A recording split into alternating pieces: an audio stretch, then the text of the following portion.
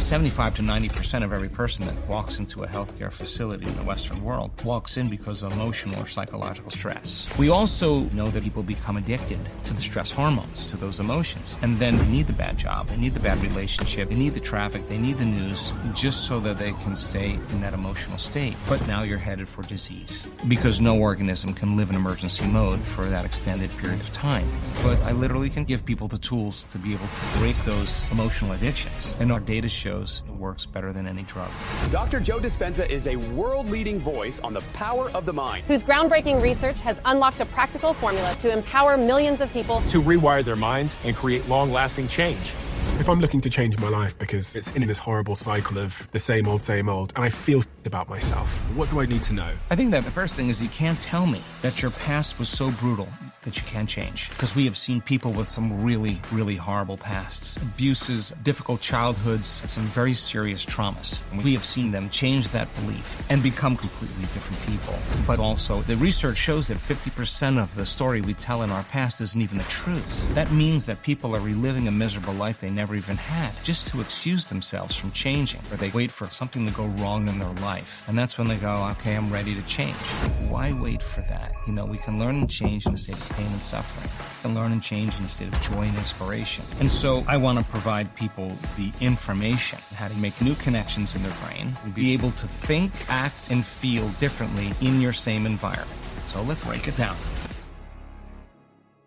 I find it incredibly fascinating that when we look at the back end of Spotify and Apple and our audio channels, the majority of people that watch this podcast haven't yet hit the follow button or the subscribe button, wherever you're listening to this. I would like to make a deal with you. If you could do me a huge favor and hit that subscribe button, I will work tirelessly from now until forever to make the show better and better and better and better. I can't tell you how much it helps when you hit that subscribe button. The show gets bigger, which means we can expand the production, bring in all the guests you want to see, and continue to doing this thing we love. If you could do me that small favor and hit the follow button wherever you're listening to this, that would mean the world to me. That is the only favor I will ever ask you.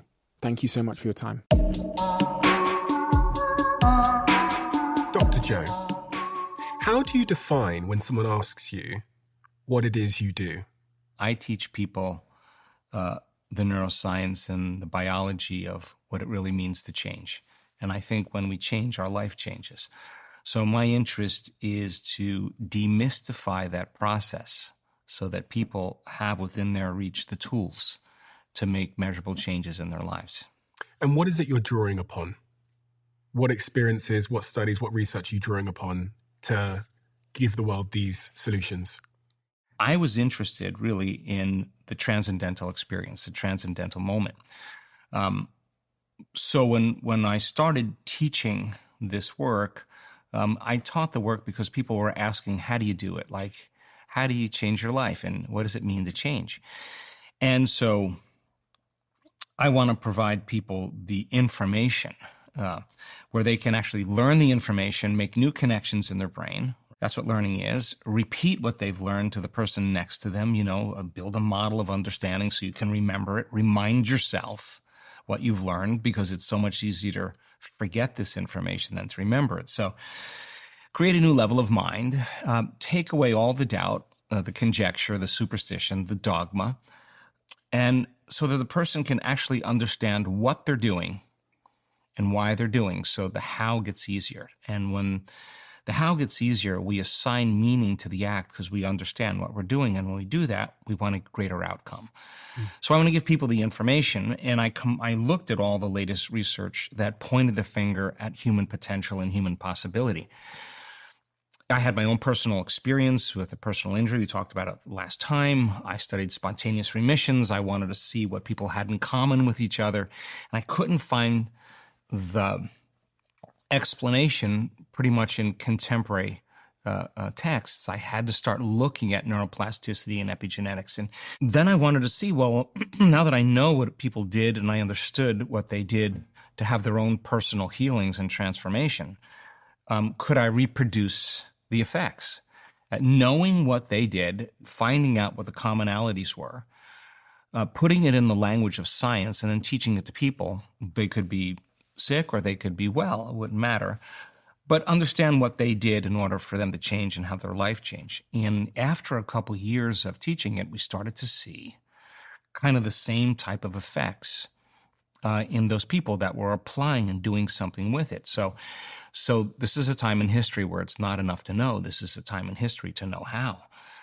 So when we started seeing people stepping out of wheelchairs and having dramatic changes in their health, I knew that in some moment during the retreat or during their meditation, that something happened to them. They had an experience inwardly that must have changed them biologically. In other words, if you come into an event and you have 3 days to be together, and at the end of 3 days you're no longer in your wheelchair and you no longer have symptoms of MS, that, the human being in me said, wow, that's amazing. The scientist in me said, how? Like, how did that happen? So that's when we started doing our own independent research. And that's when I started calling in neuroscientists and, biologists and quantum physicists and really scientists measuring heart rate variability to look to see what was going on in people that were coming to our events. So I could answer the question by saying now that the majority of the research that I look at is our own personal research, and we have the largest database in the world now on meditation and the mind-body connection. And what we do is we really work on demystifying the process of change and transformation. And if we're able to demystify it, I think all of the measurements of the transformation that we're seeing is more information for me to teach transformation better. And I think that's how we close the gap between knowledge and experience. So we have a huge research team. We work with UC San Diego. We work with other universities like Harvard, Stanford. And the data is so compelling. And the data is so amazing that I think we're making scientific history right now. Hundreds of millions of people have been drawn to you for their own reasons. My partner is one of them. My girlfriend, she has attended your events. She's one of your biggest fans in the world, and she's experienced her own transformation as a product of attending your events. But also, last conversation, if I look at the top comments, it's just a string of testimonials from people who have been engaged with your work for decades, who have had personal transformation in their life and their family. What is the essence of why people come to you? Like, if you think about the hundreds of millions of people that have interacted with your work, what do they have in common? What is it they're looking for? People come for all kinds of reasons. The baseline is that they understand on some level that meditation can change their body and change their life. Some people understand that that they could have mystical experiences without using any exogenous substances. So we have people that come that want to heal their body, that want to have a new job or a new career or become abundant, people that want to have loving relationships, and people want to have mystical experiences, whatever that is, right? But the person is coming with the intention of actually creating exactly what they want. So that's what they think they're there for. But in time, what they're really coming for is to change. And even the people who heal from all kinds of health conditions, what I learned in the last couple of years is they're not doing their meditations to heal. They're doing their meditations to change. And when they change, they heal. And so what they begin to crave is the next unknown experience, that experience that exists really beyond three-dimensional reality. But I would say that the majority of people come for a particular reason, and after a period of time, they just want to get more whole. And I don't think there's an end to that. Is there a bug in our minds or in our society or within culture that stands in the way of our ability to change? And I think as I asked that question, what I'm really trying to get at is there's a culture that's emerged almost like a bit of a trauma culture where we kind of explain who we are based on what's happened to us. And it seems to be justified, i.e. this thing happened when I was a kid and that's why I am this way. Is that approach to viewing our trauma productive or unproductive? And is it a problem? The stronger the emotion we feel from some event in our life, a trauma, a betrayal, a loss, a shock, a diagnosis, the event produces an emotional response. And the high quotient of the emotional response changes our internal state. And the moment we feel altered inside of us, the brain takes a snapshot freezes a frame or a series of frames and takes snapshots, and that's called the long-term memory. So then, from a biological perspective, every time the person remembers the problem, they're producing the exact same chemistry in their brain and body as if the event was happening. Okay. Cortisol, the adrenaline, whatever the emotion is. When they feel that emotion, we could say then that the body is reliving the event emotionally 50 to 100 times in a day. So the trauma is no longer in the brain at that point. Now the trauma is also in the body, because thoughts are the language of the brain and feelings are the language of the body. And it's that thought and that feeling, it's that image and that emotion, it's that stimulus and response that's conditioning the body subconsciously to become the mind of that emotion. And now that person emotionally is branded into the past. And you can say to them, why are you this way? Why are you so angry? Why are you so bitter? Why are you so mistrusting? Why are you so afraid? And they'll say to you, I am this way because of these events or that event that happened to me in my life 20 or 30 years ago.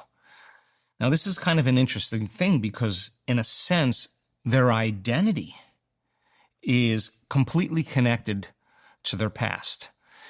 And they, as long as they feel that emotion, they'll always remember the past. So now, the body is so objective when it feels that emotion, it does not know the difference between the real-life experience that's creating the emotion and the emotion that person is fabricating by thought alone. So now, the body's believing it's living in the past event 24 hours a day, 7 days a week, 365 days a year. But what the person is really saying is, after that event, I haven't been able to change. Mm-hmm. That's what they're saying.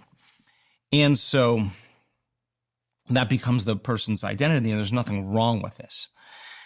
But you'll never hear me say in any of the work that we do, go back and process the past. We've discovered that when a person analyzes their problems within the emotions of the past, they make their brain worse. They actually drive it further out of balance. They're over-arousing it. We discovered is that if the person can get beyond the emotion, truly get beyond the emotion, they'll free themselves from the past. And what we discovered is that if you teach a person to give up the fear, the bitterness, the resentment, the frustration, the impatience, the judgment, you should stop feeling that emotion. I know there's a reason why. I'm sure everybody's got a story, right? So, but there's nothing that's going to change that story until you change, right? And so we discovered that if you trade those emotions for an elevated emotion, if you start feeling gratitude and appreciation and love and kindness and care, and you practice feeling that emotion, we give you some tools to use, to change your breathing, to put your attention in a different place, and to work with your body. What we discovered is that when the person can truly begin to open their heart, and we have brain scans on this, when the heart begins to open and it begins to become coherent, in other words, when you're feeling frustration or impatience or judgment, your heart is beating very incoherently. When you're feeling love and gratitude, kindness and care, there's a rhythm, there's a cadence that the heart has that's very coherent. When the heart gets coherent, we measure this, it immediately informs the brain that the trauma is over. The heart tells the brain the past is over, the event is over, and it resets the baseline in the brain. And so now the person, when they look back at their past, they're no longer looking at it from the same level of consciousness. In fact, many of them will say, oh my God, I needed to go through all of that to get to this point right here. They'll tell you, they'll say, I wouldn't want to change one thing in my past because it got me to the present moment. Okay, so we work with Navy SEALs, special ops, prisoners. We work with people that have had some very serious traumas, have really serious abuses, just difficult childhoods. These people are, night terrors, suicidal, can't, leave their homes, socially having trouble, panic attacks. It's kind of funny because the moment that person actually breaks through from the emotion, and the words they typically describe, they say, was like, my heart exploded. It's like my heart blew wide open. The moment that happens, they're bringing their body right out of the past, right into the present moment. And lo and behold, many times there goes the anxiety, there goes the depression, there goes the cyclic mood patterns. Somehow the body gets recalibrated back into order, back into homeostasis. So the point I'm making is that the memory without the emotional charge is called wisdom. And now you're ready for the next adventure in your life. The soul can't go to the next adventure if it's holding on to the past. So we don't really ever address the story, because the story is only firing and wiring the same circuits in the brain, reaffirming the identity to the past just to feel the same emotion. And the research shows that 50% of the story we tell in our past isn't even the truth. That means that people are reliving a miserable life they never even had, just to excuse themselves from changing, right? And I'm not taking shots at anybody. But what I am saying is you can't tell me that your past was so brutal that you can't change. Because we have seen people with some really, really horrible pasts that literally are completely different people that have completely different lives. I really want to focus in on what it is we're getting wrong when we're trying to treat trauma in modern society, because I see all of these retreats that are like inner child healing, and they kind of take you back to when you were a young child, the thing that happened to you, whatever happened in your life, and they kind of walk you back through it. There's also various types of therapy that make you kind of recount the events and then they ask you questions about it. You're saying that you don't feel like those approaches are optimal because they just keep you in that circuit of reliving the emotion. No, I wouldn't say they're not optimal. I mean, I'm sure there's value for people. All I'm saying is that when does the story end? And I'm not certain that insight changes behavior. You could have a realization, or even from an exogenous drug, you can have a realization or an insight. But if you still can't function in your life and you're still, you haven't connected with your wife, or, you're still dealing with trauma, it hasn't served you at all. Like, so the insight that your father was overbearing, or your mother was a perfectionist, or you were beaten as a kid, and that's why you're this way, it doesn't change the behavior. Let me give you an example then from my life, because this will make it really specific. So when I was young, something I've talked about on the show, but it's just an example that allows me to think through your approach. My mum and dad argued a lot, and I would watch my mother in particular spend a lot of time shouting at my dad. My dad didn't really respond. He was very passive. And it made me feel a certain way as a young child, which meant that when I grew up, I just wanted to avoid women at all costs in terms of romantic commitment, because I was almost reliving the emotion of imprisonment that I observed in my father. So I felt like when a girl was interested in me throughout all of my teen years, throughout my early 20s, even if I was interested in her, the minute we came to commitment, I'd get that feeling like I was signing up for prison, and I would reject. Now, I got an insight into this by writing in my diary, actually from doing this podcast, because I used to do it on my own, just solo episodes. And I could see a pattern. I could see that someone asks me to commit, I get this weird feeling, I reject them. And then I asked myself, where did that weird feeling come from in your past? And I remembered, that's how I felt watching my father and my mum when she would just scream at him for long periods of time. I had the insight, which was somewhat useful, but you're right in that it didn't necessarily stop the feeling. But what you did really well is in order for us to change, we have to become so conscious of those unconscious beliefs. And what's a belief? A thought you just keep thinking over and over again, or how you've been programmed, right? It's a belief. We have to become so aware of our automatic habits and behaviors. And we have to pay attention to our emotional states if we're going to change. And staying conscious of our unconscious self is really the work that it takes to really overcome so you can become another person. That's 95% of a person by the middle of their life. They're, hardwired attitudes, beliefs, and perceptions, automatic habits and behaviors, and unconscious emotional responses. 95% of us is programmed. So as a child, your brain waves are very slow. The door between the conscious mind and the subconscious mind is wide open. Your brain waves are in alpha and theta. And so you're very suggestible to the information. And so your exposure to that caused you to learn that, your observation caused you to get programmed to that's the way life is by mirror neurons looking at behaviors that are being programmed in you. So, but that's not who you are, right? So the fact that you became conscious, like, oh my God, I do this. Oh my God, I see where I got it from. Okay, that doesn't mean that I'm going to excuse myself and say I can't be in relationships. You could. Some people do that. Might be a different belief, but they do that. But you said, I really want to have a meaningful relationship. I really want to overcome this. This is part of me that I want to change, right? So you recognize that. That's called metacognition, right? The fact that you can objectify your subjective self and observe yourself. That's consciousness, right? Mm-hmm. And when you're conscious, then that's when you're not unconscious. Mm-hmm. And being unconscious is being in the program. So how many times do we have to forget until we stop forgetting and start remembering? That's the moment of change. So you said, okay, that's uncomfortable. That must mean something. And you actually went on a personal exploration. Yeah.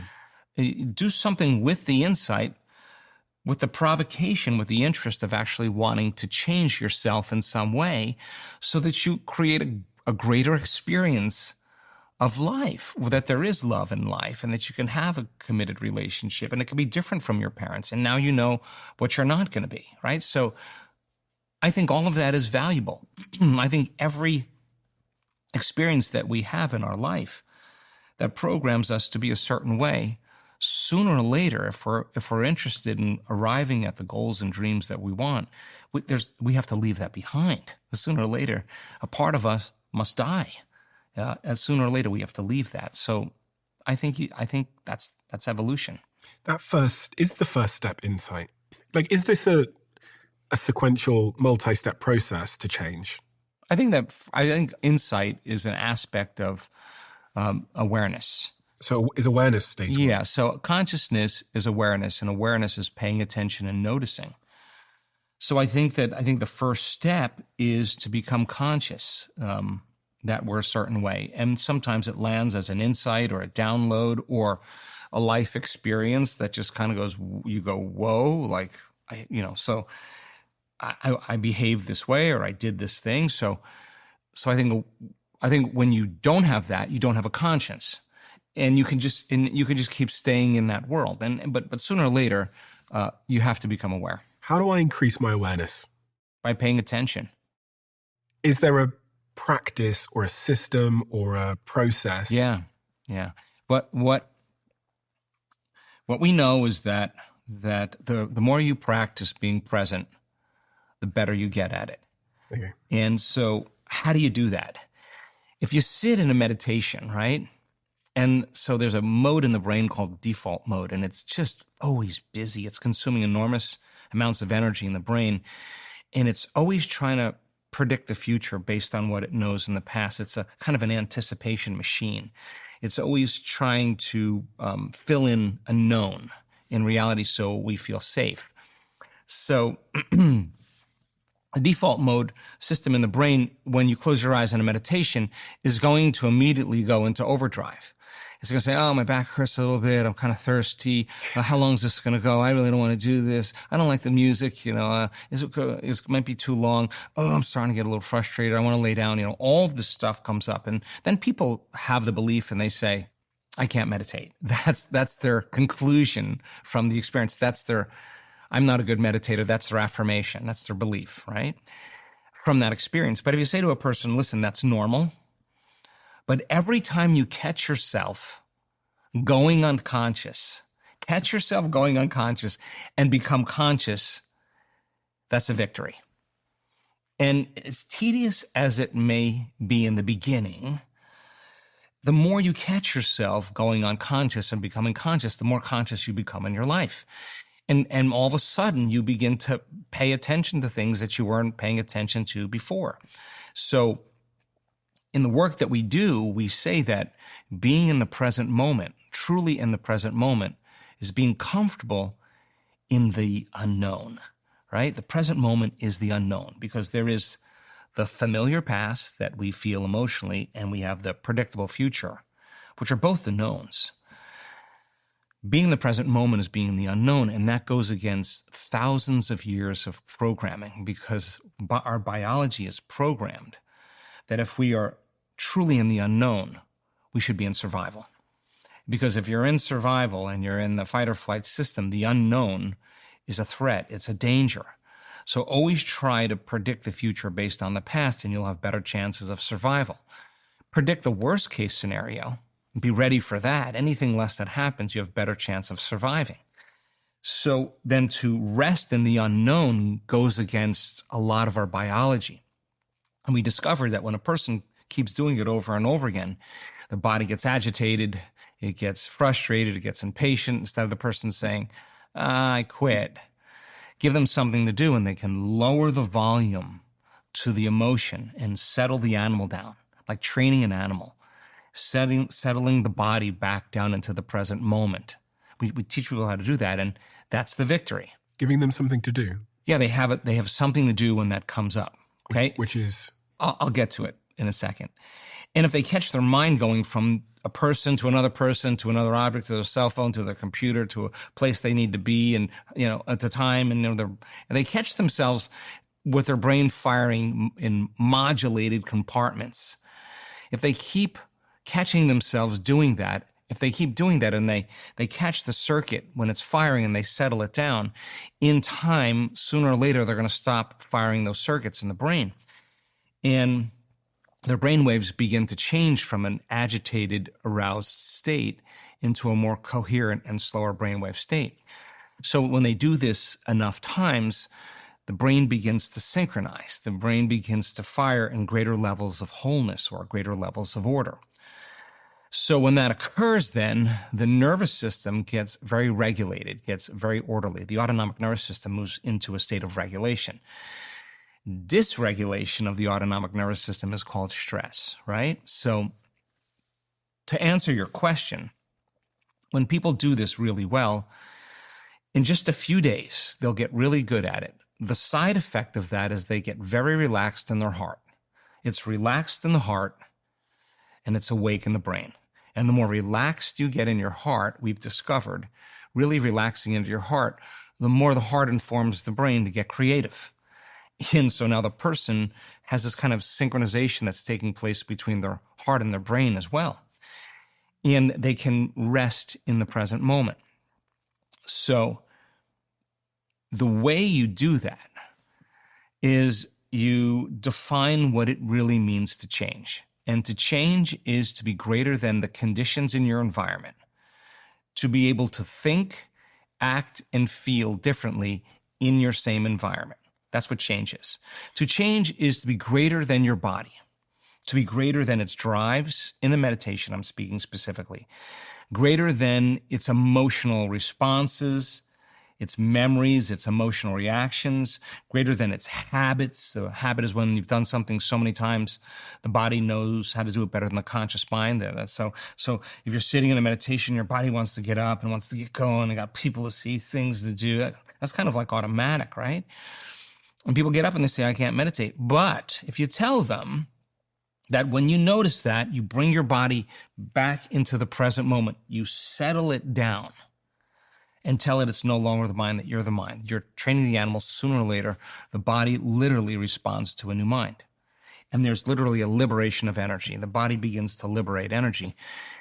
And if the person's not thinking about time, if you're not thinking about where you need to be, where you need to go, where you were yesterday, where you're sitting, where you live, if you're not thinking about any place, you can go from somewhere to nowhere. And if you're not thinking about the predictable future or the familiar past, you can go from some time to no time. And we discovered when a person becomes nobody, no one, no thing, nowhere, and no time, they literally become pure consciousness. And opening our awareness, I know this is kind of difficult to explain because we're materialists, opening our awareness to nothing and sensing space tends to cause us to move more into the eternal present moment. And there's a change that takes place in the brain. So we teach that. And what awareness comes out of that state? So if I'm looking to change my life because I'm continually performing habits that are not optimal. I want to be married and have a family, and I want to be productive in my work, and I want to go to the gym, and etc. And my life is just in this horrible cycle of the same old, same old, same old. And I feel shit about myself. I know what I say I want, but I feel shit about myself. What's going to emerge from that process of deep meditation in terms of awareness? You'll become so conscious of those unconscious habits that more than likely you won't want to do them again. And that's what, for the most part, change is about. So I think people wait for crisis. They wait for disease. They wait for a betrayal, something to go wrong in their life.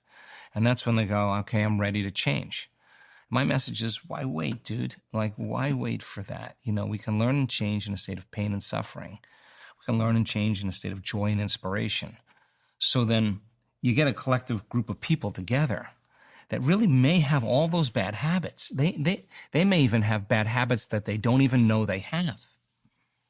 And then all of a sudden they become aware that they've been blaming and complaining and making excuses and feeling sorry for themselves and procrastinating.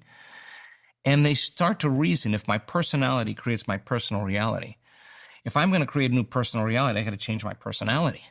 Because this guy that's this isn't the guy that wants to be happy. This is the guy who's committed to being unhappy. Okay, let's break it down. Let's get down the fundamentals. And now we give them a roadmap of their thoughts, behaviors, and emotions that they have lived by. Is that step 2? Yeah, you could say that step 2 is becoming conscious of your unconscious self, and then becoming conscious of a new self, reinventing a new self. And so the person who's feeling really bad about themselves because they're not doing anything to change, it's just because when you're not changing, you're still choosing. But what you're choosing is something that makes you feel familiar and comfortable. Because the moment you decide to change, truly get serious about change, the moment you decide to make a different choice and do something differently, you are going to feel uncomfortable. It's going to be immediate. And that's the moment you go from the known into the unknown.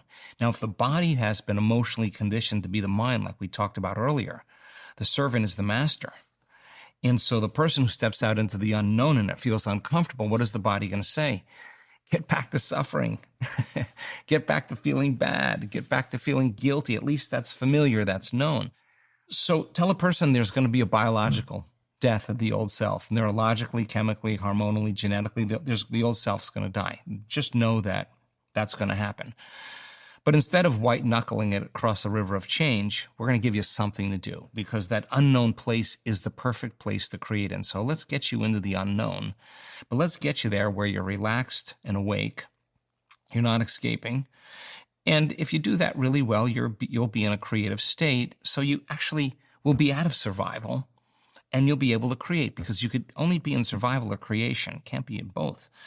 So let's get your body physiologically back into balance. Let's get it there. Now, who do you want to be? What do you want to believe? Let's review that. What's a belief? A thought you keep thinking over and over in your brain. Keep remembering to think this way in your meditation. How am I going to be with my ex or my boss?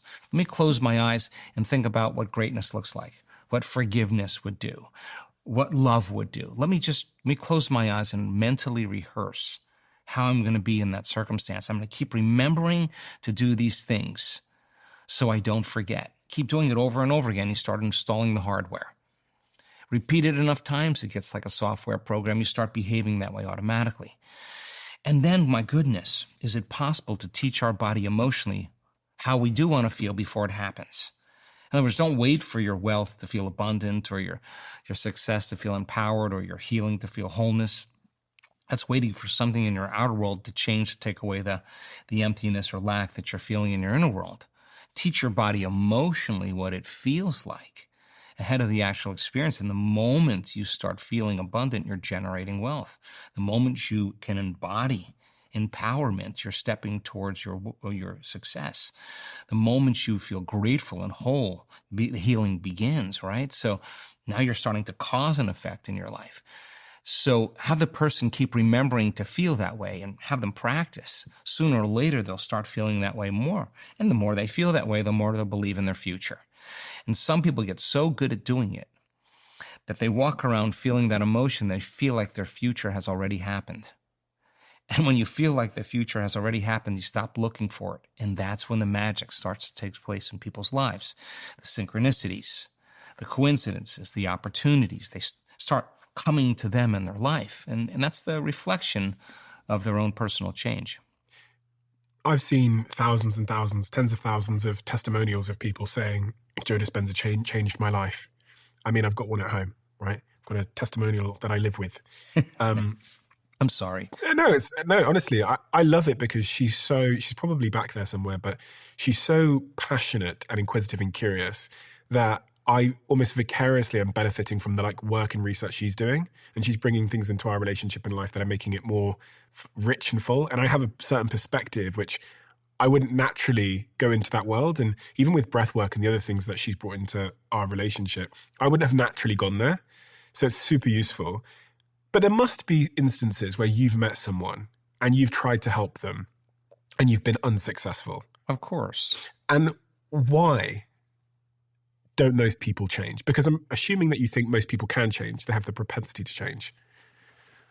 Why does it not work sometimes? And scientists ask me this, we talk about this all the time. Sometimes being in such severe lack and desperation, creates a state where you can't hear anything because no new information can enter the nervous system that is not equal to the emotion the person is experiencing. Just as a broad understanding, this is why we don't do questions at our events, because you can give the person the answer to the question that they're asking you, and they will not hear you. They will not hear you. In fact, they will argue against you. But if you get that person out of that emotional state, and the only person that's going to do that is them, by the way, get that person out of their emotional state, they can hear that information. So sometimes we're programmed into such lack. We're programmed, right, to wait for something out there to change, to take away this emptiness or lack. When this happens, I'll feel this, And so when things are good in our life, we feel good. And when things aren't so good in our life, we feel bad. So we're kind of victimized to the circumstances in our life. Our outer world is controlling our inner world of thoughts and feelings. So if the person has been programmed into saying, why haven't I healed? Or why hasn't this happened in my life? Because the person who's saying, why haven't I healed, is the old self. The new self would never say that, right? The new self is too busy overcoming and becoming, right? So I think people meet information at their own level. But what I can tell you that is so compelling and so exciting is that when we get people on the stage, and it happens every event, it's really quite unbelievable to see a person stand on the stage in front of 2,300 people. You would walk right past her in the grocery store. She doesn't look vegan. She doesn't look ketogenic. She doesn't look particularly fit or young or dressed well, whatever that is. She just looks like a normal person. And they stand on the stage and they tell their story of how they were diagnosed with cancer or whatever the condition is, and what they did in their life to change those health conditions. And there's numerous health conditions. When I look out in the audience and I look at people, there isn't a soul in the audience that isn't leaning in. Everybody is leaning in because there's the example of truth on the stage, and there's nothing like a good story, right? So the change that we're seeing in our community is that there's a greater acceptance, a greater belief, a greater understanding, a greater awareness to the idea that you could actually heal because people witness it. And the person in the audience who's seeing that person who healed themselves from whatever health condition it is relates to them. And they say, my God, if that person can do it, I can do it as well. And just like an infection spreads amongst a culture and creates disease, health and wellness can become as infectious as disease, right? And so it's not uncommon. Like when that person stands on the stage and they're the 4-minute mile. If the person has Raynaud's syndrome, we've had events where 4 other people with Raynaud's syndrome healed at the end of the event, like no longer have any symptoms at all. Or we've had 5 people in one event step out of a wheelchair. Now, if you asked me if I ever thought that was possible, I would say no. So I do think when a person sees that example of truth, their awareness of possibility begins to change. And the evidence then allows the person to increase their own belief in themselves and in possibility. You used the word earlier on, the word identity. And I've been pondering over the last couple of weeks whether identity is useful, because this is a really trivial example, but I've told myself for a long time I don't like running. And this Christmas I decided that it's probably important for me to take on some of these limiting beliefs I have. So I just started running. And in doing so, in going through the pain of like, oh, my legs hurt, whatever, I had this sort of realization that like, what other areas of my life have I just created a story that is closing in on me and making my life more narrow and in terms of how I think or like my health or whatever. And so for the last couple of weeks, I've really been thinking about this concept of identity, like what it is, why we create one, and how harmful or positive it might be to all of us. Yeah. Well, look, I mean, I think we're all a work in progress, right? I think it's an uncovering process. So I always tell people you can be anybody you want. You can be any character you want to be in 3-dimensional reality, in this kind of virtual reality experience. You get to put on any character. But when it comes time to create, when it comes time to connect, you got to lay down that character. You got to lay down the identity. You got to lay down that person, right? And some people have become so idealized to their identity that they can't be anything else. And so I don't think the identity is bad. I think as long as we're able to lay it down when we create, it's important.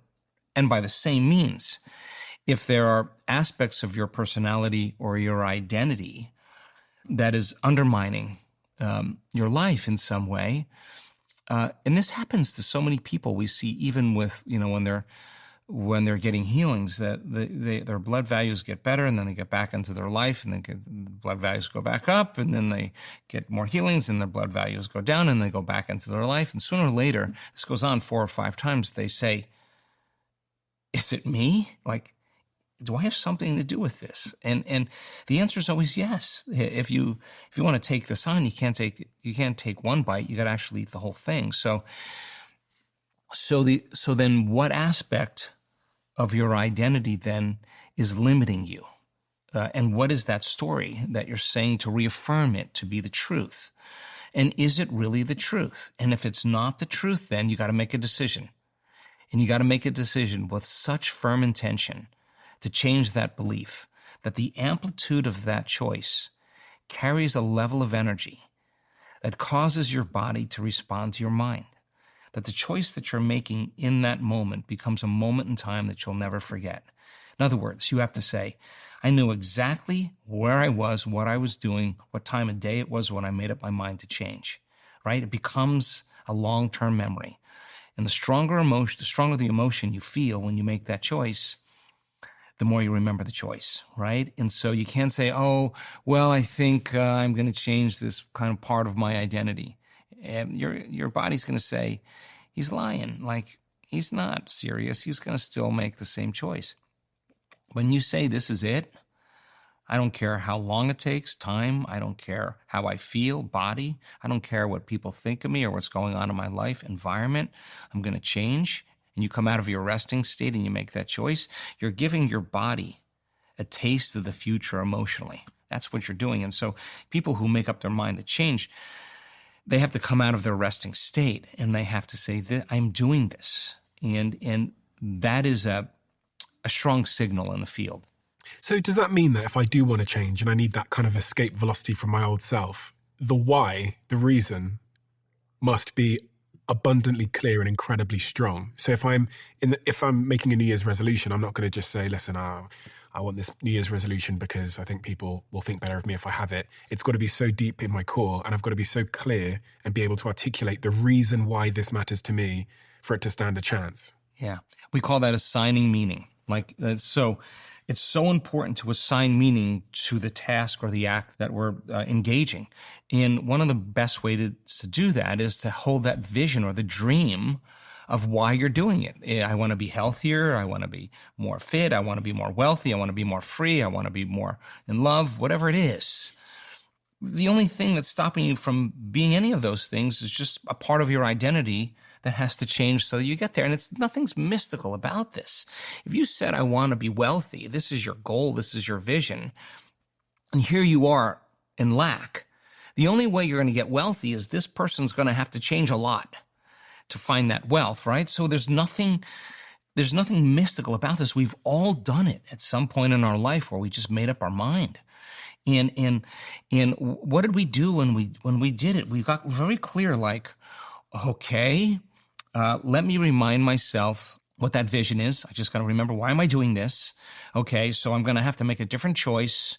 I'm going to write down those choices I have to make. I'm going to have to start doing different things. Okay, what am I going to do? Let me remind myself what I need to do. Okay, why am I doing it? I'm doing it for this experience. Yeah, I know it might hurt my legs in the beginning or whatever it is. I know it may be a little uncomfortable, but I'm going for this goal. This is my goal.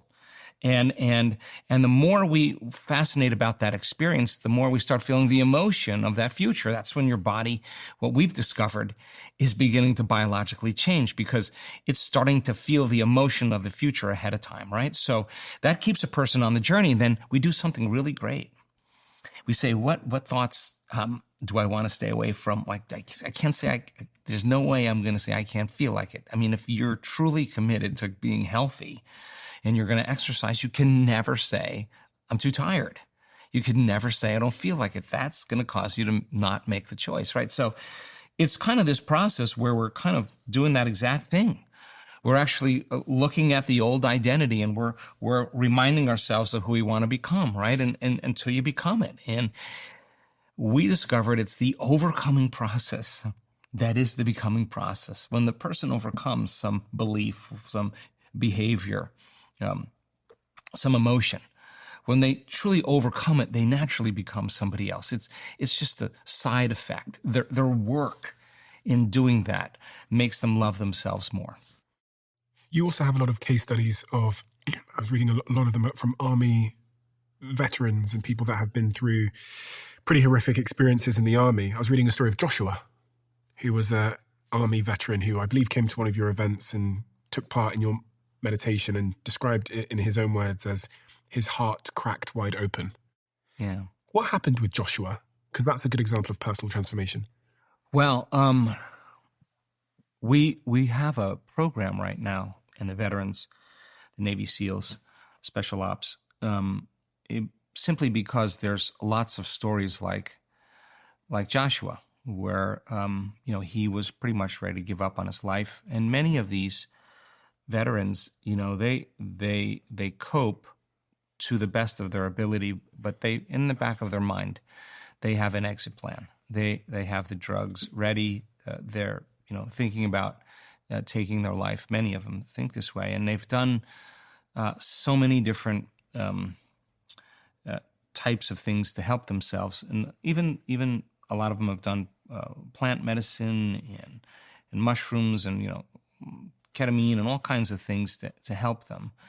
But on some level, their PTSD doesn't go away. And Joshua's a great example because he was at the very bottom of the point in his life where he was ready to give up.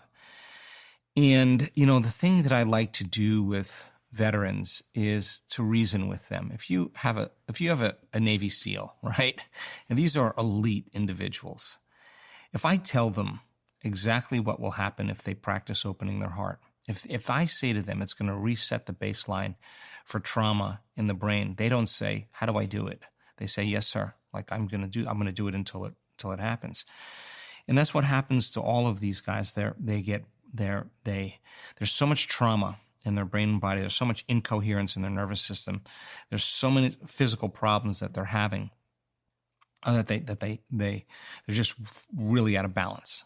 So if we work with these people and give them all the information and give them numerous opportunities to apply it, so many of them break through, and that's the moment their brain and body literally are no longer connected to the memory or the emotion that keeps them in the past, and they get recalibrated.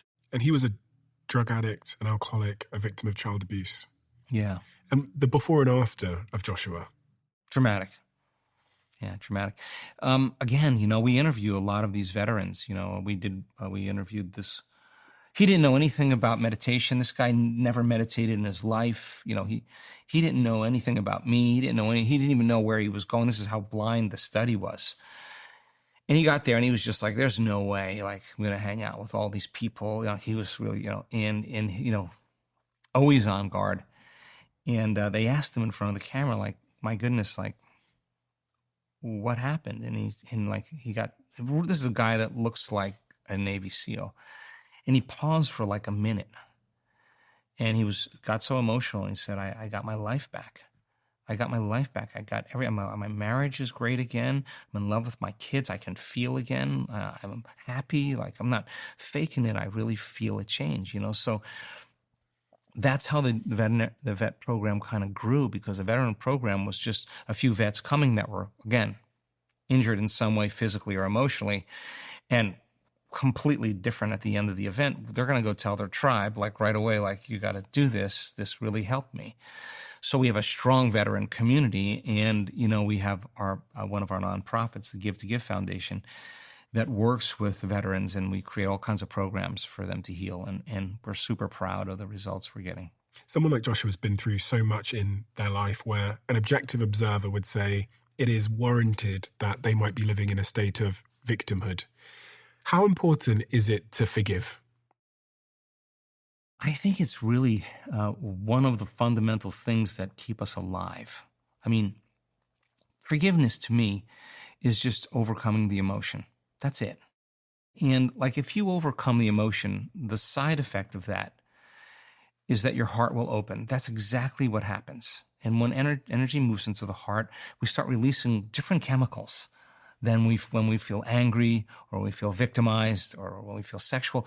It's just a different chemical elixir. And oxytocin is released. And oxytocin signals nitric oxide.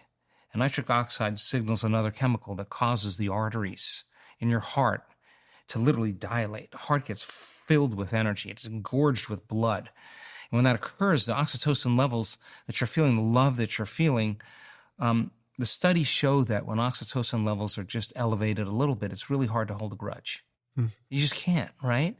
So if you're willing to forgive and you overcome the emotion, you'll take your attention off the person or the problem, right? Because the stronger the emotion we have, the more we pay attention to our problems or the person, right? Overcome the emotion, you no longer have your attention on that person. And in a sense, you're taking energy and you're calling it back to you, right? So you're building your own field. And so love is the elixir that allows us to forgive. In other words, you can't say, I'm going to forgive you. It's January 31st or February 1st. Remember this day. We got a thing. I forgave you. That's not like forgiveness. When people really have that feeling of pure love, where they've actually gotten over the emotion, they've already forgiven. They're like, I'm totally cool.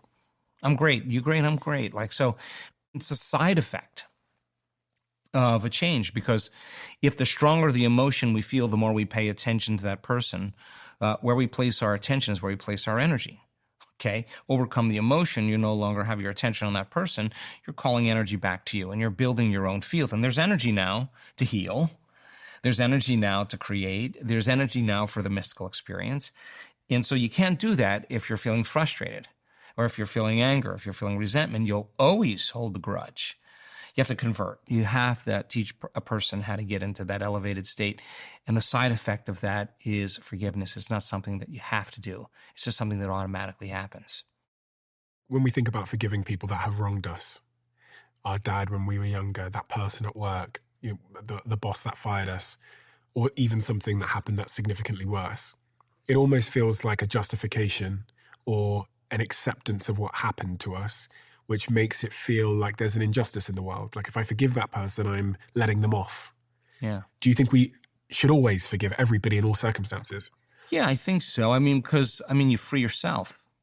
The only way you're going to free yourself from that person or from that past experience is for you to literally overcome the emotion. So, God, we've all had people do really horrible things, and we've probably done some horrible things to people as well. But I don't think you can free yourself or free them unless you decide that, love is going to be the thing that heals it. And God, so many people do it in our work, and the side effect of it is that they have wonderful effects in their lives, many times just healing. There is a chronic stress in society that seems to be going in one direction. It seems to be going up and up and up. And I was wondering if that ties into the subject of burdens we're carrying from our past that are keeping us elevated in ways that are suboptimal. Yeah, well, God, what a crazy time to be alive right now. I mean, there's so many things happening in such a short amount of time. It's almost overwhelming. Every day there's something happening. And, so living in stress is living in survival. The problem with the stress hormones is that the arousal that's created from the stress hormones causes us to move into these higher brainwave states called beta brainwave states. We're aroused, and the arousal causes us to pay attention primarily to all the things in our outer world. The arousal causes us to put our attention on our body. It causes us to obsess and think about time. And so people get stuck in these high brainwave states. And I think the big challenge is if you understand that stress is when you're knocked out of homeostasis, when your brain and body are knocked out of balance, then your response or your reaction to people or circumstances in your life that you're chronically feeling on a regular basis is actually weakening the organism. Because when you turn on that emergency system, the fight or flight nervous system, because of the hormones of stress, and you move your body out of balance and it has no time to recover and turn back to balance, now you're headed for disease because no organism can live in emergency mode for that extended period of time. The arousal creates a rush of energy and people become addicted to the stress hormones. They become addicted to those emotions. And so that now they need the people and the conditions and the circumstances in their life to reaffirm their addiction to the emotion. They need the bad job. They need the bad relationship. They need the traffic. They need the news, just so that they can stay in that emotional state. So then 75 to 90% of every person that walks into a healthcare facility in the Western world walks in because of emotional or psychological stress. That's the number one thing. So our emotional response to the conditions in our life then becomes the important element. So people think, oh my God, when I'm emotional, I can't control my emotions. And turns out you can regulate. It turns out you can shorten the response period from emotions, and it takes practice, right? So you could have the most ketogenic, vegan, organic, peptide, whatever, intermittent fasting diet, and you could do yoga, and you can do cardio, and you can do HIIT training, and foundation training, and whatever. Get massage, acupuncture. But if you're an emotional wreck, and you can't, if there's three types of stress, physical, chemical, and emotional, then there's three types of balance, physical, chemical, and emotional. If you got your body in physical balance and chemical balance, and you're not putting it in emotional balance, these will never stay. Mm-hmm. So then the important element then is teaching people how to shorten the refractory period of their emotional responses and catch themselves when they're feeling those emotions and change it and not rely on anything outside of them to do it, a video game or a drug or whatever people do. Teach them that they have the tools to do it themselves. And if they understand that they're addicted to those emotions, I've seen this thousands of times. There's always an aha moment, like, I'm addicted to anger? Like, really? Oh my God, maybe I am. Now, the moment you recognize that, oh my God, I'm using that person to reaffirm my addiction to anger. Oh my God, like, I don't want to feel anger. Okay, well, an addiction is something that you think you can't stop. Addiction is doing something that you know isn't good for you and you're doing it anyway, right? So if these emotions are addictive, then I'm going to probably go through withdrawals. I've probably overdosed a few times. I've probably had a couple bad trips. Okay, so let me get really clear. Like, how am I going to change this? So if the change is to be greater than your body, your environment, and time, and when you live in stress and you live in survival, all your attention is on your body, your environment, and time, it means that when we're living in stress, it's really hard to change because it's not a time to change. It's time to run, fight, and hide, right? So teaching people how to break those emotional addictions is the side effect of that is called joy. A person is no longer tormenting their body and keeping it out of balance. And many people who heal in this work, they don't say, oh, I'm gonna heal this health condition. They'll say, the first thing I'm going to do, and this is the majority of them, is I'm going to work on getting my body back into homeostasis. Like, I'm going to work on regulating my emotional states. I'm not going to react in this way. I'm not going to respond this way. That's the work right there. Is breaking those emotional addictions so that we can move out of survival. And in survival, it's not a time to create. In survival, it's not a time to meditate. It's not a time to close your eyes and go within. You'd be eaten. It's not a time to be vulnerable. It's not a time to open your heart, right? And yet we got to work with our bodies and be able to recondition them to a new mind. And so a lot of the work that we do, especially during this time in history, where everybody's feeling the pressure, the environmental pressure of stress, is to give people the tools to be able to self-regulate. And when I mean self-regulate, that means move from one emotional state to another emotional state. And it's not bad that we react. We all react. I react. But the question is, how long? Like, how long are you going to react for? Because if you keep doing it for months or years, it ultimately becomes your personality, right? Yeah. And it has a big impact on your immune system. I've noticed that when I'm in a state of prolonged reaction, negative reaction to something, it only takes a couple more days for me to get a flu or a cold or something. And bloody hell, like, because I don't get sick often. So I think I get sick, kind of like I am now, maybe twice a year. And so it's very easy. It's almost like a shock. And then it's very easy for me to trace my steps and see what brought me here. So this happened. My response was this. 8 days later, I felt my immune system go. Because I get sick so rarely, it's so unbelievably clear what happened to me. If there's no like, oh, I touched something and then the germs got in my mouth. For me, it's so clear in my life. So yeah, that's kind of what I want to do, is I want to stop that happening. Yeah. Well, look, how old are you? I'm 32. 32, my God, you're doing great. I mean, if you figure this out now, by the time you're 40, you'll have it mastered. So we did a study where we had people stop feeling survival emotions for 3 days and have them practice feeling elevated emotions, heart-centered emotions. We measured a chemical called IgA, immunoglobulin A. It's your body's natural flu shot. It's actually better than a flu shot. And so we measured people's IgA levels at the beginning of this time, and then we measured them at the end. At the end of 3 days, by trading those limited emotions for more elevated emotions, their IgA levels went up 50%. 50%. So when you're feeling an elevated emotion, the body's so objective that it's believing it's living in a nurturing and loving environment. And if the environment signals the gene, and it does, and the end product of an experience in the environment is an emotion, that person is signaling genes ahead of the environment. And now the body's going to make globulins, which are proteins that are going to create more internal defense and less attention on external defense. So the immune system then, which is the internal protection system, begins to move back into order. Health is a huge focus for me in 2025, and I'm not just talking about eating right and exercising, I'm talking about my recovery too. I'm halfway through 60 workouts in 60 days, and to help my body recover, I've been using a health gadget that I've shared with you before. They're a sponsor of this podcast, and their product has such a huge impact on my recovery. I'm referring to my Bon Charge infrared sauna blanket. These are similar to the infrared saunas that you see in gyms and spas, but the big difference is that it's portable. I started the year off at my my home in South Africa, so I brought the blanket with me and I used it most nights before bed when I was training hard. And it helped me relax, it helped my muscles feel less sore, and I wake up feeling more recovered.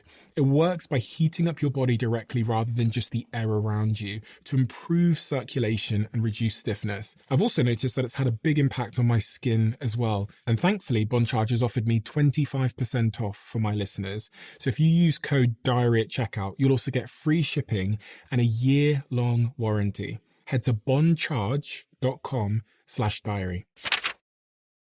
What about routine in all of this? Is there value in having a strong routine? Because then when the winds blow, at least I'm anchored by something. Yeah. I try to avoid that word because I think it conjures up a lot of beliefs for people. I think I'd like to say if you can set aside a certain amount of time for yourself, just for yourself, to be alone with yourself. And for me, my routine is to have 2 hours in the morning. That's just my time. Like, that's my time where I'm going to get my brain and body right. It's a time where I'm going to think about the things I have to do in the day and how I'm going to be in my day. I get that all clear, and then I do my meditation. And my meditation is really for me to overcome myself and change and then create. And I don't care if you do it in the morning or in the evening. I'm a morning person. I've always been a morning person. I have friends that are artists and musicians, and even my kids. They're just more evening people. They're creative, so they like the evening. It doesn't matter to me. I just pick a time in your day where you can think about who you want to be and who you no longer want to be, and think about what you're going to change, and always make a little room for the unknown, which is the fun part, and get creative. Yeah. And so that's one of the things I'm proud of in our community. I'm really proud of the fact that people do the work. Like, everybody does the work. It's not like I have to make them do it. And when I ask them, why do you do it every day? Aside from the majority of saying that makes me feel better, they typically say, I don't want the magic to end. Like, there's too many good things going on in my life. Like, I want to keep doing this. It's working for me. So it's kind of not like I have to. It's a want to. You talked earlier on about brain-heart coherence. It's a term that I've not heard before. I didn't know that there was a connection between my brain and my heart. Oh, there's a definite connection between your brain and heart. Yeah. So we were so fascinated. This was February of 2020. I'll never forget it. We started when we were doing our electroencephalograms, our brain studies. We put a cardiac lead from the heart to the machine, and we started looking at HRV in comparison to brain waves. And coherence is rhythm, right? So when waves are kind of moving in rhythm like this, you can see that on the brain scan, right? They're very orderly. They're they're rhythmic like that. So if you think of waves that are coherent, being very orderly and being very rhythmic, when they're out of order, like choppy, and they're on different parts of the brain or on different rhythms, that's when the brain's incoherent, right? And so when we started looking at training people how to broaden their awareness to sense space, when you're sensing space, the act of sensing and feeling causes you to stop analyzing and thinking. And if you're not analyzing and thinking, you start suppressing neocortical activity. Your brainwaves start to slow down. In beta, you're aware that you're a body local in space and time. That's low-level beta. Like we're talking right now, we're in low-level beta. If I said, Stephen, I'm going to give you a quiz, and you're going to have to take the quiz in front of your audience, and you would kind of perk up a little bit. Your brain would get a little bit more aroused, and the light bulb would get a little brighter, and you'd move into mid-range beta. That's like when you're going to give a speech, or you're at a dinner and you don't know people. You kind of be a little bit more aware. Just for people that can't see this, because they might be listening on audio. So beta is conscious awareness. Now, in beta, the brain is trying to create meaning between what's going on in the outer world and what's going on in the inner world, and it's processing all the sensory information. So a lot of data. So beta is like conscious and awake. And so there's low-level beta, there's mid-range beta. It's not on this chart. But high-level beta is when you're fearful, when you're anxious, when you're angry, when you're in pain, when you're frustrated, when you're jealous, whatever. People get switched on in these high levels of beta, and that's when we get over-focused. You ever been under stress and you start over-focusing? That's because you're narrowing your focus and you're over-focusing, and that's kind of a brain state. And so when you broaden your awareness and you, instead of narrow your focus on something physical or material, that's what the stress hormones do. But if you broaden your awareness and you sense space, and you this act of sensing causes you to no longer analyze and think, and your brainwaves start to move into alpha. Now, in alpha, which is this brainwave, is a slower brainwave state. That's the creative state of the brain. The brain sees more in pictures, more in images. It's more imaginary, right? In beta, there's a voice talking to you in the back of your head all the time saying, this is right and this is wrong. You got this to do, you got that to do. That's the critic kind of in our brain. When you get beyond beta brainwaves and you move into alpha, you start opening the door between the conscious mind and the subconscious mind. Now, we're not just looking for any type of alpha, but we're looking for coherent alpha. So we want all those compartments that were firing in different rhythms and different frequencies, all of a sudden start doing this. So now the whole entire brain starts moving into what's called global coherence. Now, when the brain starts synchronizing like that, what syncs in the brain starts to link in the brain, and the whole brain starts to fire as one neurological network, and that's what our data shows. Now, that's not the end. That's just when you're moving into an imaginary state, and people do this, but a lot of people move into alpha, but it's not coherent. So we're looking for coherent alpha. Now, many of the people that are meditating really well, they can relax their body so well, and they can feel so safe that their body moves into a light rest or a light sleep while they're still awake. So it's relaxed and awake. In that realm, you're in a hypnotic state. You're in theta brainwaves. And in theta now, lights are shut out in the thinking neocortex that plugs us into three-dimensional reality. The identity's gone. The character is gone. There's no activity there. Now the door between the conscious mind and the subconscious mind is wide open to information, and now we're suggestible to information.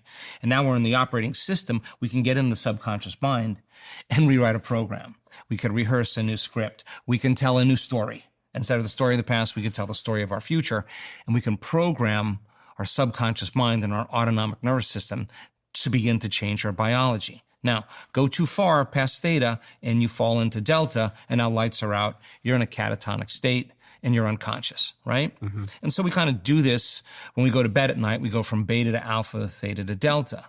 And if you're under stress and you're in high beta, you can't sleep. Mm. And you can't sleep because you're thinking, right? And you can't drop through brainwaves.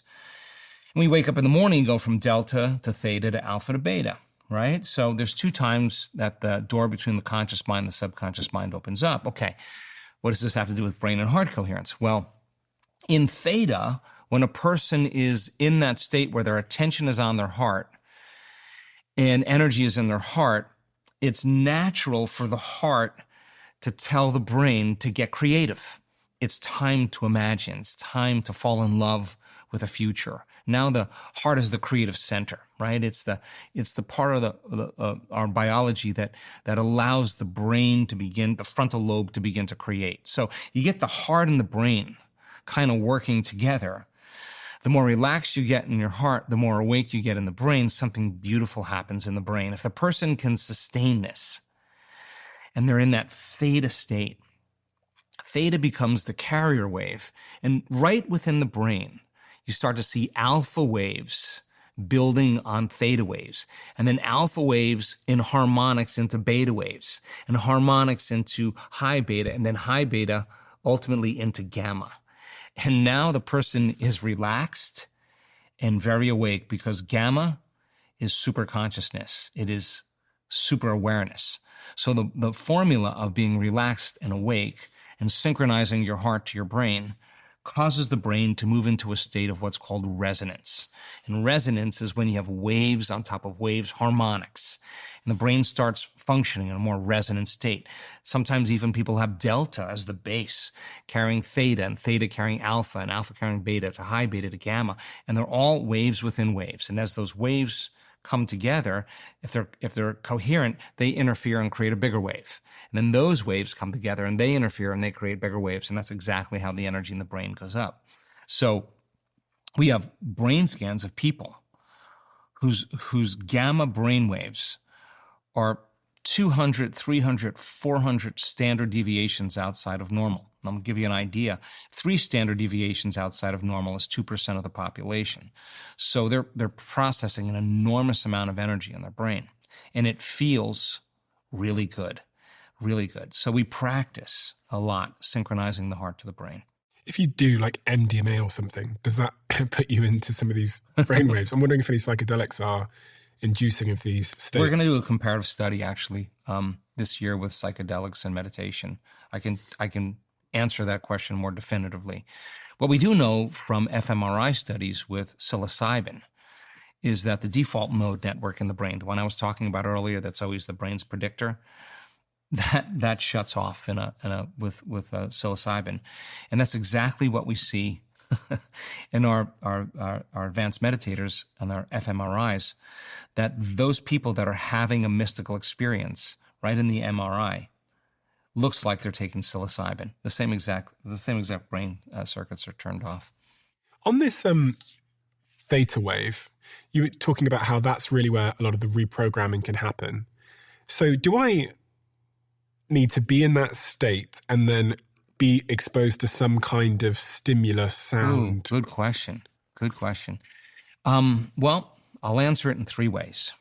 First way is when you're conscious in your subconscious mind and you're trained to imagine whatever it is that you want, you're going to begin to signal your autonomic nervous system to start manufacturing chemicals equal to your intention. In other words, the intention of whatever you're thinking about acts as information that begins to change your biology. So theta is a great way to open up the door.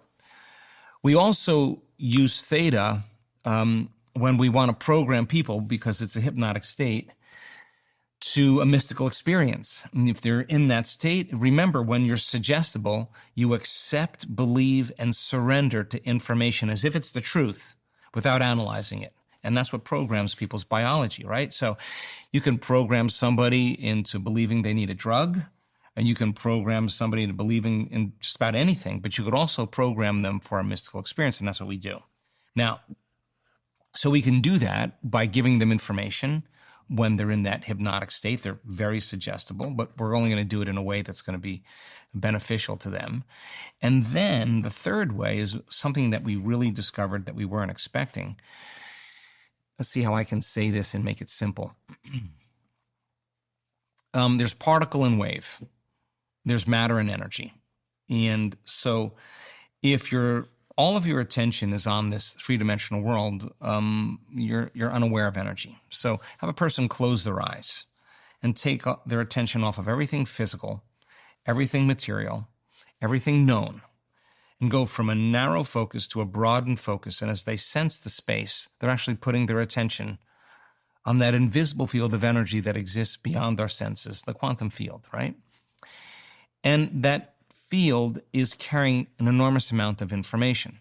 So when a person moves into theta, and I ask them to open their awareness, if they're in a certain range of theta, we can just about predict 100% of the time that person is going to connect to information. Now, not information coming from their senses, like a hypnotist could put you in a trance in theta and give you suggestions and could program you.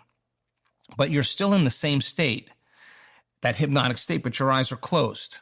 There's music playing in the background. You're not eating, you're not tasting, you're not smelling, you're not feeling with your body, but you're still suggestible to information. There's only one other place you can find information, and that's frequency. And frequency carries information. So when a person starts to connect to energy, to frequency, and the thinking neocortex is dialed down, the moment they connect to that energy and frequency, the brain goes into these very, very high states of gamma brainwave patterns. They're connecting to a greater level of energy, a greater level of order, and the arousal that's felt when they have this connection, which is normally typically fear or anger or pain, the arousal is ecstasy. The arousal is bliss. They say, I don't have the words to describe the feeling that I just had, right? So they're dipping closer to source. They're dipping closer to a greater energy and frequency, and it's being reflected in their biology. When we see people move into these elegant states of high gamma, it's primarily in their autonomic nervous system. It's very fast, and it's very coherent. Now, if stress is autonomic dysregulation, and they're functioning in a very, very high energetic state in their autonomic nervous system, coherent gamma brainwaves, then there's an enormous amount of autonomic regulation. And the autonomic nervous system controls and coordinates all other systems. Now watch out, because now the tuning fork is sending information to every cell and tissue and organ in the body. And when people move into these states, many times when they come back, they get a biological upgrade. Somehow energy starts to inform matter, and the whole body is lifted by light, lifted by frequency. When we draw the blood from people who have these kind of moments, we look for information in the blood. There's information in the blood that we've discovered that stops the COVID virus from entering the cell. We've isolated the protein that inhibits the virus from entering the cell. In other words, we've done these studies called adoptive transfers. We've taken advanced meditators' blood and we've put it in a culture with ACE2 receptors, cells that have ACE2 receptors, and then exposed the ACE2 receptor to a pseudovirus, like a COVID virus. And in advanced meditators, we noticed that the virus couldn't enter the cell. It was stuck to the outside of the cell, and we isolated a protein in the advanced meditator's blood that inhibits the virus from entering the cell. Those people that have those transcendental moments, as I said, 84% of them have information in their blood that causes the mitochondrial function and glycolytic function in cancer cells to shut off. There's information in the blood for neurogenesis, for the microbiome, completely changed at the end of 7 days, completely different microbiome, without changing their diet at all. They're still eating the same food, but they're not the same person, right? There's some kind of change that creates a lot of probiotic microbes. I remember reading a study of Wim Hof, the Iceman, where they injected him with a virus. And I think they injected other people with the virus. And through his breath work and meditations and whatever else he did, the virus didn't infect him, but it infected the other people. And then I think in the study, he trained other people to be able to reject the virus as well. And all of this kind of sounds a little bit woo-woo to the average person, because to think that you can do something to prevent a virus infecting you, I mean, it blows the doors open to like personal responsibility and yes, of course, which is troubling for people, I think. Yeah. Well, we published the paper. It got published in the scientific journal. People can see it online. Well, if you keep practicing being greater than your environment, you'll be greater than your environment. That's just how it is. In other words, if your response to your environment doesn't weaken you but strengthens you, then the innate intelligence of your body will have an intelligence that will cause you to be greater than your environment, right down to the microbe. And that is where you keep referencing the term advanced meditator, because you don't say normal meditators. Well, what I will say is it's kind of funny. When I use that term, I can only use that term because many people that come to our week-long retreats, Stephen, they're novices. They've never really meditated before. Their spouse or their boyfriend or girlfriend brought them, or their coworker or their friend, or they're just kind of like, whatever. I don't really know what I'm getting myself into. The novice meditator who just kind of practices a little bit, that goes through the immersive experience, at the end of 7 days, their brains look like advanced meditators. At the end of 7 days, their biology, their blood values look like they've been meditating for years. In other words, at the end of 7 days, those those meditators that were novice meditators that look like advanced meditators are upregulating thousands of genes in their biology to suggest that they're living in a whole new life, a whole new environment, and they're in a ballroom. And there's nothing very stimulating about a ballroom. So whatever they're doing inside of themselves, somehow is causing dramatic changes. Now, we looked at we looked at a group of people. We looked at their genotype, and genes make proteins. And your gene expression is different than mine, different than every single person. So everybody has their own unique genotype, which means they all make their own individual proteins. At the end of 7 days, when we looked at those meditators, at the end of 7 days, almost 80% of the population was making the same genes and the same proteins. They were signaling the same genes and making the same proteins. What does that mean? That means when people behaved in the same way, there's an emergent consciousness that comes forth that's reflected in people's biology, the flock, the herd, the tribe. Everybody's evolving together biologically. At these retreats, these 7-day retreats, one of the things I was pretty shocked by was the amount of time people spend meditating. Yeah. How long do people spend meditating, and why is that important? Our events are a spiritual rave. I mean, that's the best way I can describe it. I mean, we start at 6 a.m. and we finish at 7 or 8 at night, and the days go by extremely fast. There's standing and walking meditations. We do sometimes 4 or 5 of them, sometimes 6 at a week-long event. Why? Because you've got to embody it. You got to get really good at doing it with your eyes open. We do laying down meditations after we get people to a certain point where I know they're not going to fall asleep when they lay down. And then we do some big meditations that are a little bit more longer, but people are up and down the whole entire time.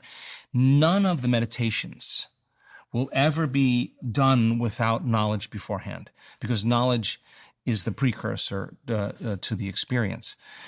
So it's an immersive experience. It turns out to be about 35 hours of meditation when it's all said and done. But you ask anybody who does a week-long event, they'll say, I can't wait to get back into my life and start my practice, because what I was doing when I got here was nothing like I'm doing now, right? So now they're more equipped, and really they're kind of in a different body. They're walking back into a new life, and they're not on the same line of time any longer. That's the experience that I can profess to be true in my own relationship in life, because my partner came back from the meditations. She came back from the week in Miami where she was doing the walking meditations down the beach and so on. And it didn't stop there. In fact, that was really the start of her journey, because every morning now she has this new routine where she meditates in the morning, and no one's telling her to do that. But clearly the benefit has been so great for her that she's continued the practice, and she does it every day. I'm so amazed by it, because it takes a certain, I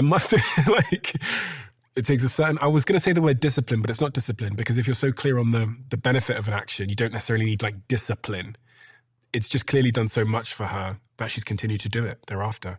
And it's funny because obviously she came back from it. I was supposed to attend. I had a visa issue. She came back from it and told me about the process, and her recounting it objectively, you go, God, that must have been hard and uncomfortable, or that must have been whatever. But her experience was very much the opposite.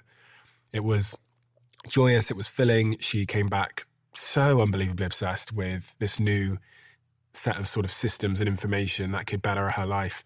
And it's really profound. You can hear it on a podcast, but then when you kind of witness it in someone you know well and love, it's incredibly persuasive. Yeah. Well, that's what I want. I want people to walk out into their life and not say, you need to shorten the refractory period of your emotional responses, you need to forgive, and you need to get your brain or heart coherent. I don't want anybody in my work to do that. I want them to walk out into the world and be the example. So much so that people go, what's up with you? You're different. You seem different. What is it? And that's when I think the real conversation starts. So it's instrumental. When it becomes instrumental and you apply it to your life and it's working for you, it's not a have to. As I said, it's something that you really enjoy doing. And wow, what a crazy sovereign idea that you could actually make yourself happy. What a crazy idea when you hit those gamma moments where you feel a level of love that you have never felt in your entire life by connecting the source, which is pure love. And just stop looking for it outside of you. You start realizing it's within you. That's a big moment, right? Because then you won't need anybody or anything. That's freedom. That's unconditional love, right? And you'll get out of want. Use that term a few times. Yeah. Want. We've been trained to create. based on lack. That's what we do in three-dimensional reality. In three-dimensional reality, you see someone that has a sports car and you don't have one, and you like that sports car. All of a sudden, you want that sports car. Your brain starts creating based on lack of not having it. You see someone in a scarf and you like that scarf, and next thing you know, you're wearing that scarf. Your brain imagines you having it, right? But the way we get it in three-dimensional reality is we have to do something. This is the plane of demonstration. So then when we finally get the scarf and we finally get the car, the experience of getting the car produces the emotion that takes away the lack or separation of not having it. So some people spend their whole life in lack, waiting for the thing to come around to take away the feeling of lack or separation, right? My message is not that. My message is actually to create in a different way, in such a way that you feel like it has already happened. Now, the power behind all of that is that the person now who's in that state where they're feeling like the event has already happened, they no longer want it because they're feeling the emotion of it. How could they wouldn't be looking for it. You only look for it when you experience lack. If you feel like it's already happened, you're no longer separate from it. And we cannot attract anything in our life we feel separate from. And so feeling that emotion somehow starts to draw things to us. And now we're not having to do anything. The things are starting to come to us. That's the synchronicities. That's the coincidences. That's the opportunities. We're not doing anything. They're coming to us. And that's so you can't, when you create from that quantum field instead of from matter, you can't create from lack because the thought of your wealth in the quantum produces the feeling of abundance. The thought of your wealth in three-dimensional reality for many people produces the lack of not having it. So in the quantum, there's a whole different set of rules, and it's not something that, you learn right away. You learn from trial and error. So then when we truly create in the act of creation, and we are creating from the field instead of from matter, to shorten the distance between the thought of what we want and experience of having it. The only way that we can do that is we can't create from lack. So in the creative process, we create from wholeness. My concern when I hear that is, well, Joe, if I no longer live in a state of want, am I going to have the motivation to get up and go? Because I look at my life and go, well, it was your creating from a place of lack that motivated you to start a podcast and to start run businesses and do all of these things and get a car and whatever else. No, I'm not disputing that. I think you do that for a while. You do that for a while. And I always tell people, I don't care what you want to create. I just want you to get really good at creating. I don't care what it is. Well, I don't care what it is. Cars, whatever it is, vacations, houses, I don't care.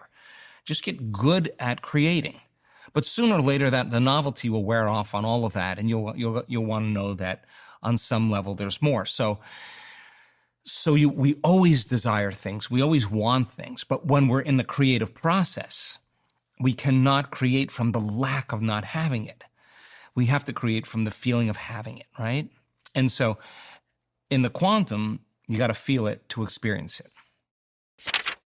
This one change has transformed how my team and I move, train and think about our bodies. When Dr. Daniel Lieberman came on the Diary of a CEO, he explained how modern shoes, with their cushioning and support, are making our feet weaker and less capable of doing what nature intended them to do. We've lost the natural strength and mobility in our feet, and this is leading to issues like back pain and knee pain. I'd already purchased a pair of Vivo barefoot shoes, so I showed them to Daniel Lieberman, and he told me that they were exactly the type of shoe that would help me restore natural foot movement and rebuild my strength. But I think it was plantar fasciitis that I had, where suddenly my feet started hurting all the time. And after that, I decided to start strengthening my own foot by using the Vivo barefoots. And research from Liverpool University has backed this up. They've shown that wearing Vivo barefoot shoes for 6 months can increase foot strength by up to 60%. Visit vivobarefoot.com/DOAC and use code DOAC20 for 20% off. That's vivobarefoot.com/DOAC. Use code DOAC20. A strong body starts with strong feet. Quick one, I want to talk to you about our sponsor, Whoop, a business I'm also an investor in. And if you follow me on Instagram, you've probably noticed that recently I've picked up running, which I'm very much enjoying. And it started out as a challenge, but it's now evolved into something I do almost daily. It is one of those things that's pushing me to be better every single day. But here's the thing. To me, progress isn't just about pushing harder. It's also about training in a smarter way, which is where my Whoop comes in. Whoop doesn't just track my workouts. It tells me how ready my body is to take them on before I've even started the workout. A few years ago, Whoop ran a study called Project PR, and it found that runners who adjusted their training based on their recovery scores improved their 5K times by an average of 2 minutes and 40 seconds, while reducing injury risk by over 30%. And they did it while training less. So if you're looking for this type of guidance when it comes to your training, head over to join.whoop.com/CEO and get a 30-day trial with zero commitment. That's join.whoop.com/CEO. Let me know how you get on. When you say in the quantum... Oh, I was hoping you wouldn't go. Oh, God. Because people are going to hear you say that and they're going to say, I wonder what he means by the quantum. Okay. The probability that we're perceiving the truth of reality is zero. That there's more information in the immaterial than there'll ever be in the material. And that information that exists in the immaterial that the senses cannot perceive. The senses can only perceive three-dimensional reality, objects and things and places and people and bodies. There's an invisible field of energy. The atom is both particle, matter, and wave or energy, right? But all we see is the material element. And the atom is 99.9999999% information and energy, and 0.0000001% matter. So the brain has been shaped and molded from generations untold in living in survival by narrowing our focus on the material world. The stress hormones heighten our senses, and when our senses are heightened, we become materialists. So live in survival for thousands and thousands of years. Energy is not important when you're being chased by T-Rex. Energy is not important when you're looking for food, right? You got to narrow your focus. And so the brain cannot perceive energy or frequency. So what we're seeing is really symbols or just outpicturing of the most stable form of energy called matter. And our senses collapse it into what appears to be material. But the quantum field is that other field of energy and information that exists beyond our senses, beyond this material world, whose signature is oneness, whose signature is wholeness, whose signature is connection, whose signature is love, pure love. And so if you spend your whole life with all of your attention on your body, your environment, and time, all of your attention is in this three-dimensional reality, then you got to play by the rules. And the rules are Newtonian physics. You got to predict everything. It's going to take time and energy for you to get everything you want in your life. Okay, you can get really good at that. You can get really good. You can get skilled. You can get trained. You can get coached. You can learn. You can go to school. You can learn from your mistakes. You can gather a lot of things. You can get really good at that. But is there another way to create? Okay, well, Einstein said the field, the wave, the energy is the sole governing agency of the particle. Energy controls matter. He didn't say the particle controls the particle. He said the field controls the particle. If you change the information in the field, can you change the projection, the particle in three-dimensional reality? This is a holographic universe, okay? So if the quantum field is an invisible field of energy that exists beyond our senses, beyond our body, our environment, and time, then the only way we are going to connect to it is take all of our attention off our body, all of our attention off the environment. What's the environment made of? People, objects, things, places, and take all of your attention off of linear time, the predictable future and the familiar past, and find the sweet spot of the generous present moment. That's the unknown. That's the door.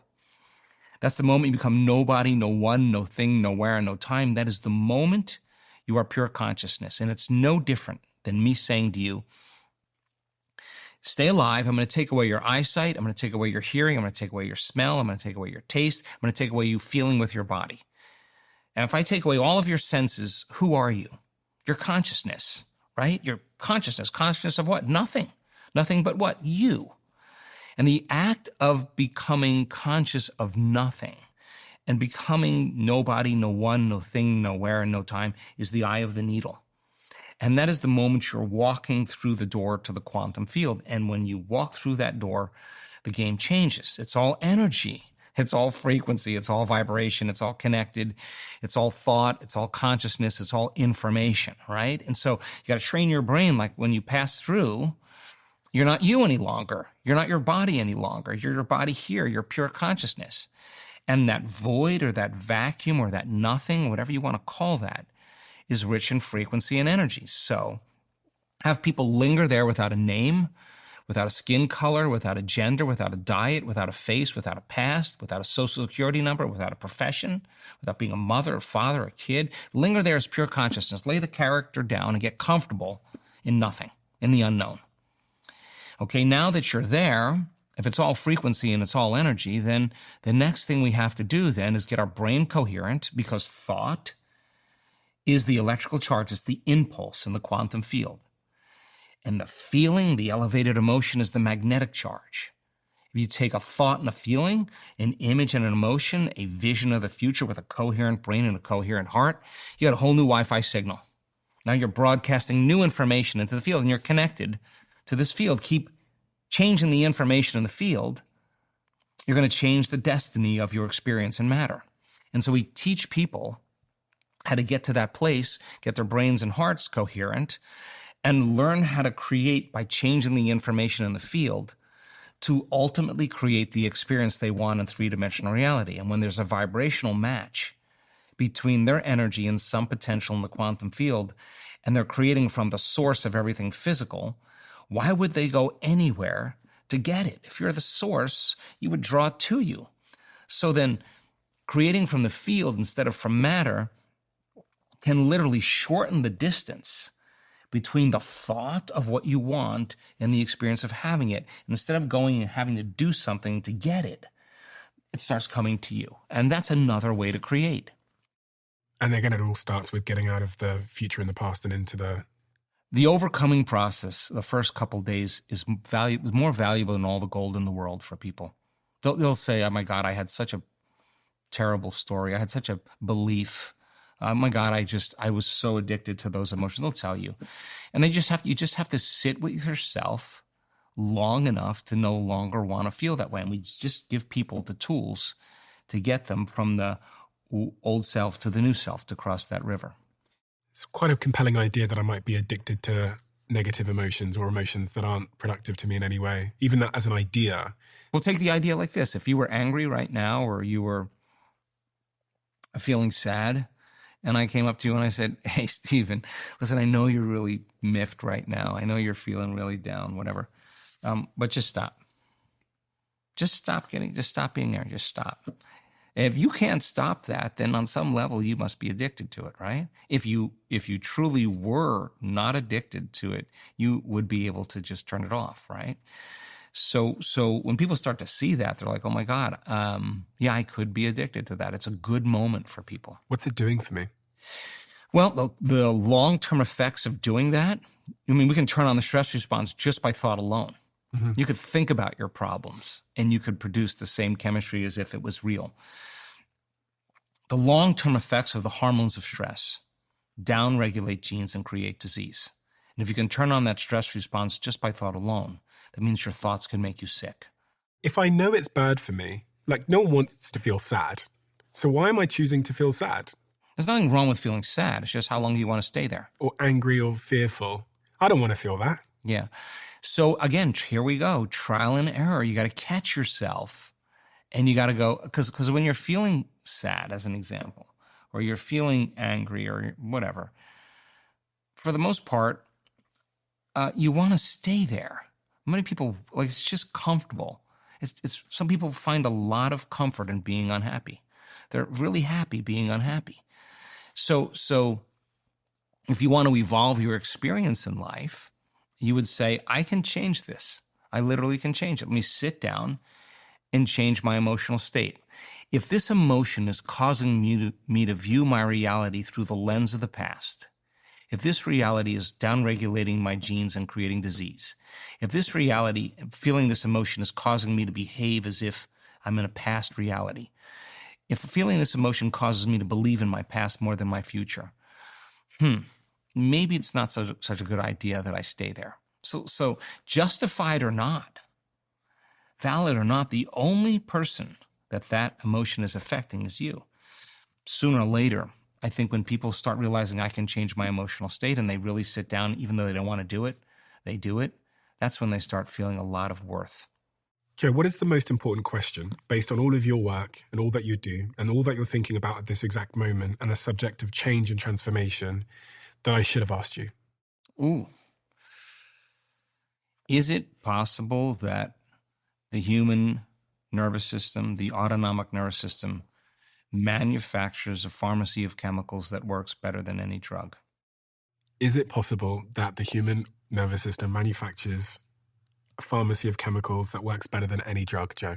The answer is absolutely yes. That's what our data shows.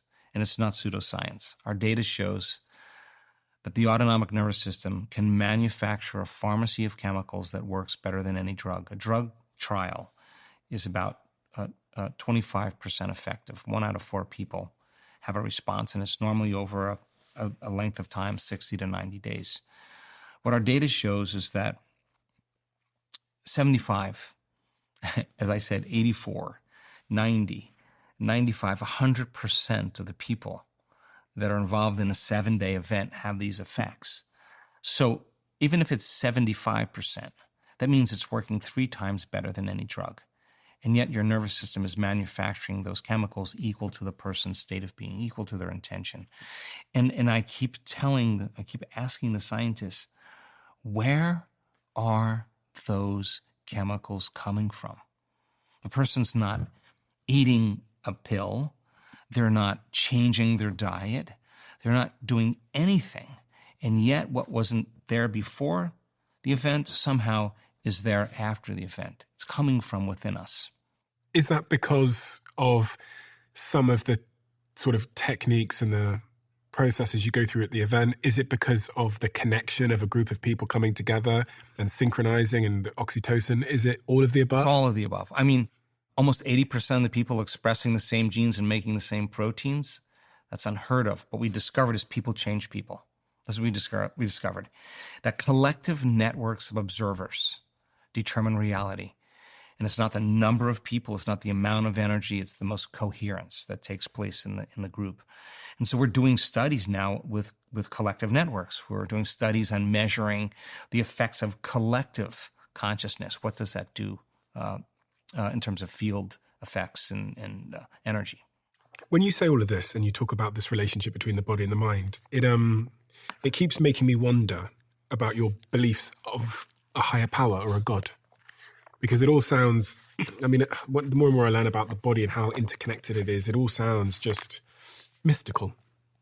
It's the only way to describe it. So I wondered as you were speaking, I wrote down on my little iPad here, I said, does Joe believe in God? I do. I think there's one God, but in that one, there's many. Yeah. What does that mean? That means that God lives within you. The divine lives in every human being. That's what I believe.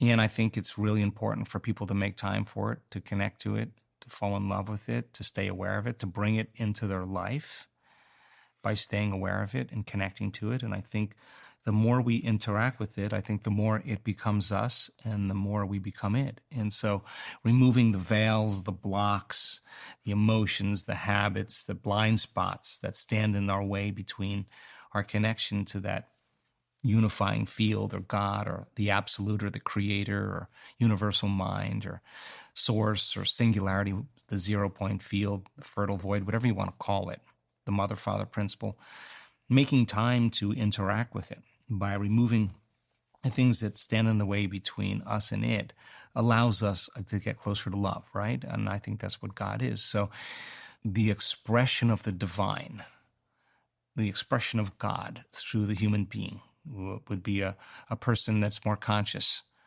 more mindful, more willful, more loving, more giving. That's the nature of the divine. So its nature becomes our nature, right? So I do believe that we're not linear beings living a linear life. I believe that we're dimensional beings living a dimensional life. And I do believe in that universal mind, that universal power, and making time to use it and to interact with it and connect with it and to reach for it and to become it. I think it's a worthy journey for people. Thank you so much for the work that you do. It's a perfect sort of combination of all the things that I think I care about, but also I think my audience care about. And if they are looking to go deeper beyond this podcast, I would highly recommend them trying to get a ticket to one of your events. Very hard to get tickets to your events. So good luck to you. But I would highly recommend they go to your website and they can see a full list of events that you have coming up there, because it can be, as I've learned from my partner, truly transformational in ways that maybe will surprise them. If you can find I'm re-inviting you. I need to do it. It's been something on my mind. You should just come just for fun. I promise you'd have the best week of your life. I know. I just see the impact you had on Mel, my girlfriend, and I'm jealous of it. It's the best way to describe it. Nice. I am jealous of it. Thank you so much. Good kind of jealousy. The hardest conversations are often the ones we avoid. But what if you had the right question to start them with? Every single guest on the Diary of a CEO has left behind a question in this diary. And it's a question designed to challenge, to connect, and to go deeper with the next guest. And these are all the questions that I have here in my hand. On one side, you've got the question that was asked, the name of the person who wrote it. And on the other side, if you scan that, you can watch the person who came after who answered it. 51 questions split across 3 different levels: the warm-up level, the open-up level, and the deep level. So you decide how deep the conversation goes. And people play these conversation cards in boardrooms at work, in bedrooms, alone at night, and on first dates, and everywhere in between. I'll put a link to the conversation cards in the description below, and you can get yours at thediary.com. This has always blown my mind a little bit.